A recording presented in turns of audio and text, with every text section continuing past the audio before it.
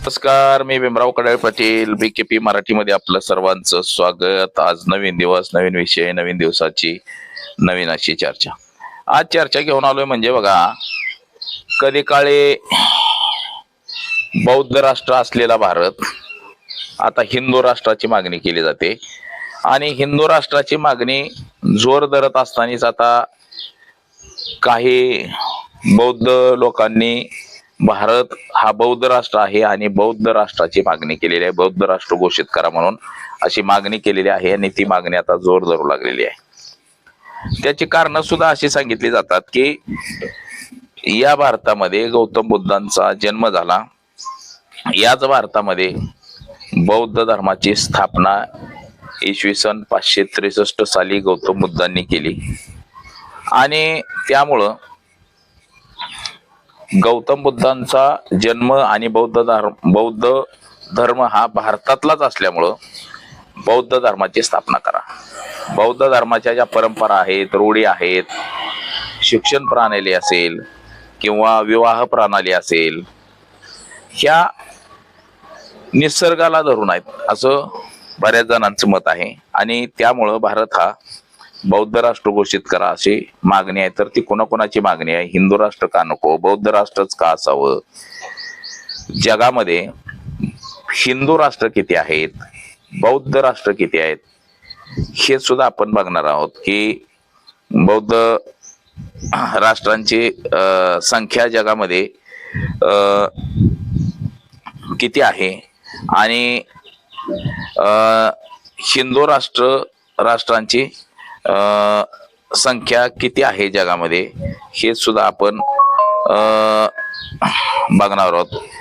तर याच विषयाची आज आपण चर्चा घेऊन आलेलो आहे.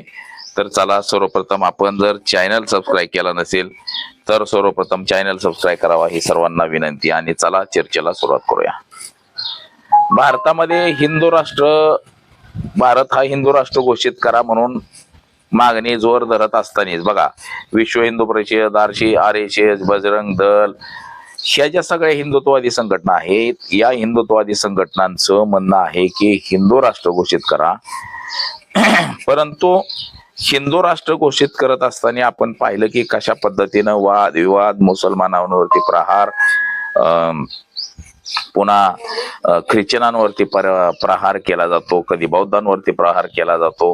म्हणजे हिंदू राष्ट्राची मागणी करणं काही गैर नाही, परंतु ती मागणी करत असताना किंवा हिंदू राष्ट्र ज्याला आपण म्हणतो ते हिंदू राष्ट्र कसं असलं पाहिजे, त्या हिंदू राष्ट्राची निर्मिती कशी झाली पाहिजे, याच्यावर तो सुद्धा अनेक प्रश्न निर्माण झालेले आहेत.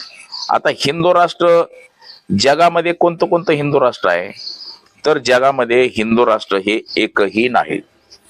म्हणजे जे नेपाळमध्ये आपण जे म्हणतो की 80-85% जास्त हिंदू आहेत नेपाळमध्ये, परंतु ते हिंदू राष्ट्र म्हणून त्यांनी सुद्धा घोषित केलेलं नाही. तर त्यांनी सुद्धा सांगितलं की आम्ही हिंदू राष्ट्र म्हणून आमची घोषणा नाही, तर आम्ही सुद्धा हिंदू परंपरेला मानतो, परंतु हिंदू राष्ट्र म्हणून घोषणा केलेली नाहीये. आता त्यांनी 2008 मध्येच धर्मनिरपेक्ष स्वीकारलेला आहे, म्हणजे सगळ्या जाती धर्मांना एकत्र करून. तसंच भारतामध्ये सुद्धा सगळ्या जाती धर्माची लोक भारतीय संविधानामधनं गुण्यागोविंदानं नांदत असतात. परंतु हे सगळं जरी असलं तरी जे हिंदुत्ववादी संघटना आहेत, या हिंदुत्ववादी संघटनांना भारत हा हिंदू राष्ट्र बनवायचा आहे आणि तो हिंदू राष्ट्र कसा, ते आपण अनेक उदाहरणं बघतो देशातली. ज्या हिंदू राष्ट्रामध्ये हिंदूंनाच अधिकार मिळत नसतील, वर्ण व्यवस्था असेल, जाती व्यवस्था असेल, तर तो हिंदू राष्ट्र कसा, हा प्रश्न निर्माण केला जातो. म्हणजे हजारो वर्ष ज्या दलित समाजावरती अन्याय अत्याचार झाले, गुलामगिरीत वावरावं लागलं, तो हिंदू धर्म कसा? म्हणून बाबासाहेब आंबेडकरांनी बौद्ध धर्म स्वीकारला, जो गौतम बुद्धांनी स्थापन केलेला आहे. म्हणजे बघा, हिंदू धर्माच्या ज्या परंपरा आहेत, रूढी आहेत, जाती व्यवस्था आहे, वर्ण व्यवस्था आहे, म्हणजे जातीमध्ये प्रत्येक जातीला काम दिलं गेलेलं आहे आणि त्या जातीला तुच्छ लेखलं गेलेलं आहे. ब्राह्मण हा सर्वोच्च समजला गेलेला आहे. ब्राह्मणाने काही गुन्हा केला तरी त्याला शिक्षा मनुस्मृतीमध्ये माफ होती, परंतु इतर माणसांना शिक्षणाचा अधिकार नव्हता. बरंच असं मनुस्मृतीमध्ये काय काय काय काय होतं ते आपण अनेकांनी मनुस्मृती वाचली असेल किंवा कोणी वाचली असेल तर वाचली पाहिजे. म्हणजे मनु जे कायदे होते त्या काळामध्ये. आणि आता हिंदू राष्ट्र बनवायचं म्हणून आपण म्हणतो, परंतु हिंदू राष्ट्र बनवत असताना देखील काय काय गोष्टी घटना घडतात हे आपण सगळ्यांनी बघितलेलं आहे. आता जगामध्ये एकही हिंदू राष्ट्र नाही. नेपाळमध्ये सर्वाधिक हिंदूंची लोकसंख्या असताना सुद्धा त्यांनी धर्मनिरपेक्षता स्वीकारलेली आहे, जी भारतामध्ये आहे आपल्याकडे सुद्धा. मात्र आता देशामध्ये हिंदू लोकसंख्या ही भारतामध्ये सर्वाधिक आहे. भारतामध्ये जवळपास सुमारे 79% हे हिंदू भारतामध्ये राहतात आणि जागतिक हिंदूंची संख्या ही जवळपास 94% जाते. आता हे हिंदू अनेक देशांमध्ये आहेत. म्हणजे जसं नेपाळची टक्केवारी पाहिली तर आपण 81% नेपाळमध्ये हिंदू आहेत. भारतामध्ये 79% आहेत. मॉरिशसमध्ये 56% आहेत. म्हणजे इंडोनेशिया असेल, पाकिस्तान, श्रीलंका, मलेशिया, युनायटेड ह्या इतर देशांमध्ये, म्हणजे आता पाकिस्तानमध्ये लोकसंख्या हिंदूंची कमी आहे, परंतु आहेत तिथं सुद्धा हिंदू. म्हणजे हिंदूंची संख्या असताना सुद्धा हिंदू राष्ट्र हे घोषित केलेलं नाही. परंतु बौद्ध राष्ट्र हे जवळपास 15 बौद्ध राष्ट्र जागतिक जगाच्या नकाशावरती आहेत. 15 बौद्ध राष्ट्र. आता त्यामध्ये सर्वाधिक बौद्धांची संख्या असलेले बघा Thailand, Cambodia, Myanmar, Bhutan, Sri Lanka, Laos आणि मंगोलिया या देशांमध्ये 70% पासून 98% पर्यंत बौद्ध धर्मीयांची संख्या आहे. आता तसं दक्षिण कोरिया असेल, चीन असेल, जपान असेल, अशा अनेक विविध देशांमध्ये बौद्ध धर्माची संख्या ही अधिकची आहे. भारतामध्ये सुद्धा बौद्ध धर्माची संख्या जवळपास 1 कोटीपर्यंत आहे. 81,02,011च्या लोकसंख्येनुसार होती, परंतु अनेक लोकांनी पुन्हा बौद्ध धर्म स्वीकारलेला आहे. जो दलित आहे तो स्वतःला बौद्धच समजतो, परंतु अनेकांनी अजून धर्मांतर न केल्यामुळं ते हिंदूमध्येच मोडले जातात. ज्याने बौद्ध धर्म स्वीकारला त्या बौद्धांचीच आकडेवारी ही समजली जाते. आता बौद्ध धर्माला संस्थापक आहे का, तर नक्कीच आहे. गौतम बुद्धांनी बौद्ध धर्माची स्थापना केली. तसाच पाहिलं तर हिंदू धर्माला संस्थापक आहे का, तर हिंदू धर्माला विशिष्ट असा कोणी संस्थापक नाहीये. हा एक अत्यंत प्राचीन, अनादी आणि सनातनी धर्म मानला जातो, जो हजारो वर्षाच्या भारतीय संस्कृतीत ऋषी मुनींनी शिकवण, परंपरा, तत्वज्ञान अशा गोष्टींमुळे तो विकसित झालेला आहे, परंतु त्याला संस्थापक हा नाहीये. तर बौद्ध धर्म बौद्ध राष्ट्र म्हणून घोषित करा, त्याच्या मागची सुद्धा काही कारण सुद्धा आहेत. म्हणजे इसवी 563 मध्ये लुंबिनिया मध्ये बोधगया, तसंच गौतम बुद्ध हे सुद्धा एक राजा होते, सिद्धार्थ म्हणून राजा होते गौतम बुद्ध, आणि त्या गौतम बुद्धांनी आपलं राज्य सोडून शांततेचा मार्ग प्रस्थापित करण्याचं ठरवलं आणि त्यांनी बौद्ध धर्माची स्थापना केली. आता बौद्ध धर्माची स्थापना केली. बौद्ध धर्मामध्ये बघा अनेक बौद्ध धर्मामध्ये देवदेवता ते कोणाला मानलं जातं किंवा का मानलं जात नाही, असे अनेक प्रश्न निर्माण होतात. आता बौद्ध धर्म हा ज्या ज्या देशांमध्ये आहे तिथं तो सर्वश्रेष्ठ असा धर्म मानलं जातं, बौद्ध धर्म. बघा आता बौद्ध धर्मची स्थापना का करावी असं काही जणांचं जे मत येतं, तर त्यांच्या मते बौद्ध धर्मामध्ये हिंदू धर्मासारख्या अनिष्ट परंपरा, म्हणजे जे बघा आता आपण हिंदू धर्मातले जे आपण हिंदू धर्माचे जे ठेकेदार म्हणतो त्या ठेकेदारांचं वर्तन बघतो आपण.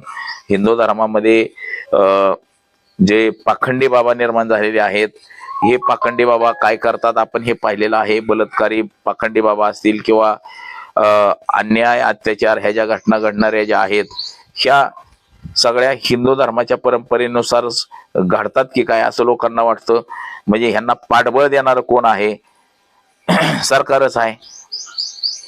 हिंदू धर्म आणि बौद्ध धर्म हिंदू धर्म हिंदू राष्ट्र निर्माण करा म्हणून उत्तर प्रदेश, बिहार, राजस्थान, बांगलादेश असेल, बांगला असेल, पश्चिम बंगाल, तसंच इतर काही राज्यातले गुजरात असेल, हरियाणा, इकडच्या काही लोकांनी आवाज उठवलेला आहे की हिंदू राष्ट्र निर्माण करा.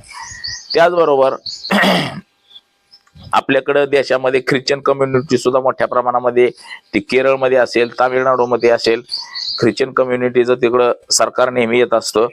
त्याचबरोबर शीख धर्म सुद्धा मोठ्या प्रमाणामध्ये आहे, तो पंजाबमध्ये, हरियाणामध्ये आपण पाहतो.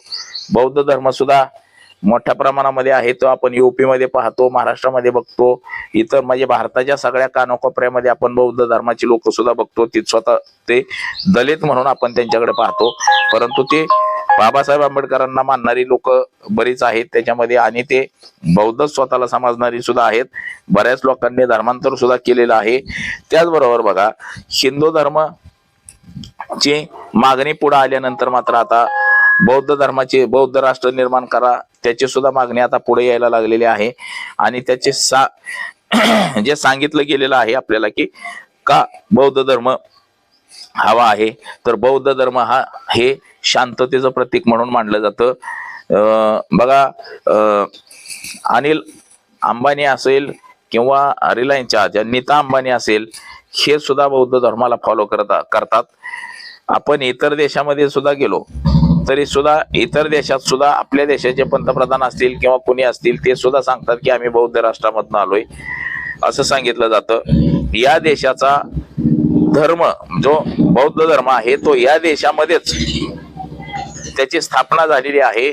गौतम बुद्धांचा जन्म सुद्धा या देशामध्ये झालेला आहे.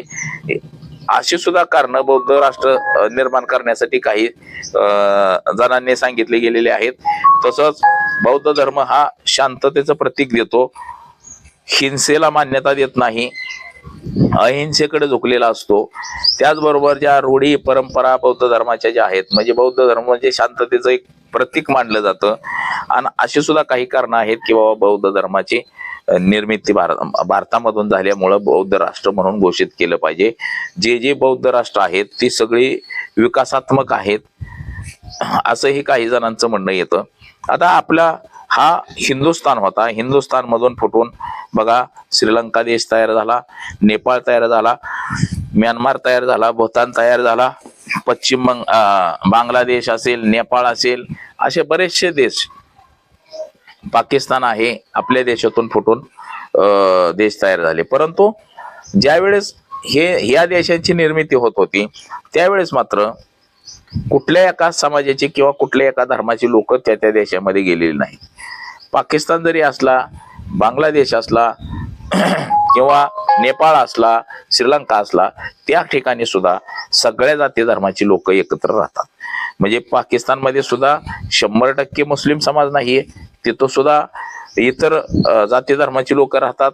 ख्रिश्चन राहत असेल, हिंदू राहतोय तिथं, म्हणजे इतर धर्माचे सुद्धा लोक त्या ठिकाणी वास्तव्यास आहेत.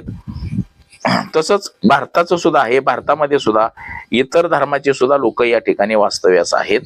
आणि त्यामुळं सर्व धर्म समभाव ही देशाला म्हटलं जातं. भारतीय घटनेमध्ये सुद्धा सर्व धर्म समभावच असंच म्हटलं गेलेलं आहे. तर बघा, बौद्ध राष्ट्र निर्माण करा अशी म्हणून सुद्धा मागणी आता पुढे यायला लागलेली आहे, जोर धरायला लागलेली आहे. ते उत्तर प्रदेशचे जे भीम आर्मीचे जे अध्यक्ष आहेत, चीफ म्हटलं जातं, जे सध्याचे खासदार आहेत चंद्रशेखर आझाद, यांनी ही मागणी केलेली आहे की तुम्ही हिंदू राष्ट्राची मागणी करता तर आम्ही सुद्धा बौद्ध राष्ट्राची मागणी करू. आमची सुद्धा संख्या फार मोठी आहे आणि या देशामध्ये गौतम बुद्धांचा जन्म झालेला आहे, बौद्ध धर्माची स्थापना सुद्धा या देशामध्ये झालेली आहे. यामुळं बौद्ध राष्ट्र भारत हा बौद्ध राष्ट्र झाला पाहिजे अशी मागणी सुद्धा चंद्रशेखर आझाद यांनी केलेली आहे. तर आज एवढंच. माझा सहकारी कॅमेरामन